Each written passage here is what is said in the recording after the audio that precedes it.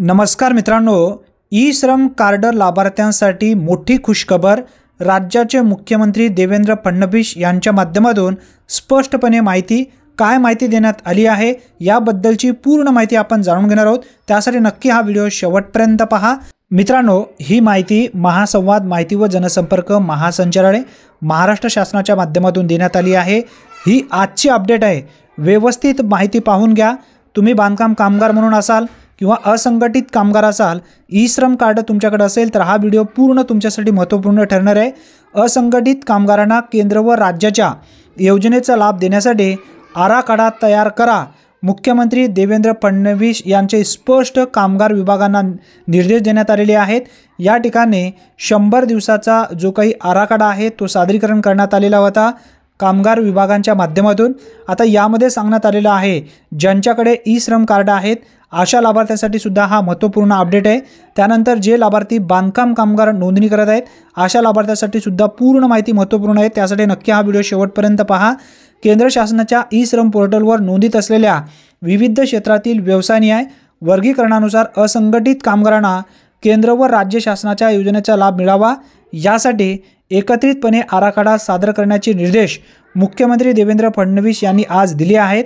आता या निर्देशनादरम्यान या ठिकाणी जे उपस्थित मान्यवर होते, यामध्ये कोण उपस्थित होते याबद्दलची माहिती समजून घ्या। त्यानंतर आपण मेन मुद्द्याकडे खाली पाहणार आहोत। मुख्यमंत्री देवेंद्र फडणवीस यांनी आज कामगार विभागाचा आढावा घेऊन येत्या 100 दिवसात करावयाच्या कामासंदर्भात सूचना केल्या आहेत। यावेळी उपमुख्यमंत्री एकनाथ शिंदे, कामगार मंत्री आकाश फुंडकर, मृद व जलसंधारण मंत्री संजय राठोड, राज्यमंत्री आशिष जयस्वाल, इंद्रनील नाईक, मुख्य सचिव सुजाता सैनिक, मुख्यमंत्री कार्यालयाचे अप्पर मुख्य सचिव विकास खारगे, त्यानंतर प्रधान सचिव अश्विनी भिडे, सचिव श्रीकर परदेशी यांच्यासह विविध विभागाचे अप्पर मुख्य सचिव, प्रधान सचिव व सचिव उपस्थित होते। आता या ठिकाणी बघा, कामगार विभागाच्या प्रधान सचिव IA कुंदन यांनी विभागाचे सादरीकरण करून येत्या 100 दिवसात करण्यात येणाऱ्या कामाची माहिती या ठिकाणी देण्यात आली आहे। आता 100 दिवसामध्ये कोणकोणतं काम या ठिकाणी पूर्ण केलं जाणार आहे, म्हणजे जवळपास 10 एप्रिलपर्यंत हे काम चालणार आहे। आता यामध्ये कामगार विभागातील लाभार्थ्यांसाठी एक महत्त्वपूर्ण अपडेट आहे। सध्या राज्यात सुमारे 1.5 कोटी नोंदीत कामगार आहेत। या कामगाराबरोबर इतरही क्षेत्रातील असंघटित कामगारांसाठी विविध योजनेचा एकाच प्लॅटफॉर्मवर आणण्यात यावेत। उद्योग व नियामक यांच्या वेगवान समन्वय साधण्यासाठी बॉयलर मॅन्युफॅक्चरिंग मॅनेजमेंट सिस्टीम प्रणाली ही ऑनलाईन सेवा सुरू करावी अशा सूचना यावेळी देण्यात आल्या आहेत।